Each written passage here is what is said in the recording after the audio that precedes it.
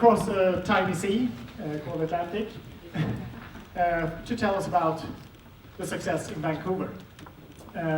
Dale Bracewell is the manager of transportation planning in Vancouver. Briefly, what has changed in Vancouver the last 15 years when it comes to mobility in the city? Overall, what we've been able to do is really try and provide higher quality opportunities for people to walk, people to bike, people to take transit, to make those as safe, convenient, as comfortable and reliable as possible. And people in Vancouver are actually choosing those modes oftentimes. And as a growing city with more people and more jobs, we need to really support those sustainable modes. So it's been very encouraging to see the trend that we're on, that we're now actually at 50% of all trips in Vancouver on a day are by walking, cycling, or by transit.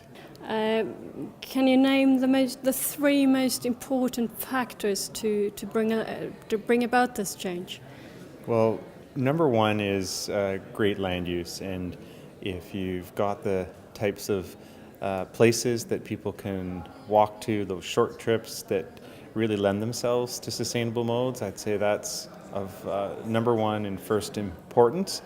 The other is then the quality of the built environment, and is it really encouraging then people to want to walk or to cycle, or actually that there is actually transit that's there for people to take when they choose that. And then thirdly, what we've learned in Vancouver from a city perspective is the importance of getting good data to really know what the residents are feeling and thinking and what they'll respond best to in terms of sustainable choices, and then also to help our decision makers to guide us in the investments for the years ahead.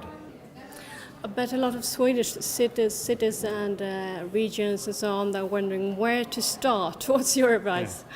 Oh, I think it should always start with a really good long-range transportation plan. And like we did in Vancouver, there's lots of places around the world to look to that can be specific for your city or for your region. And having that as a guiding document that you can keep referring through your projects, and it really does, again, help the decision makers. So I'd say that's the most important and place to start. And then the other is to make sure you've got a good data to know really where you're at, because as you make those improvements, you'll see positive changes for people in terms of sustainable modes, but it's good to know where you're starting from so that you can then guide, again, the next set of improvements.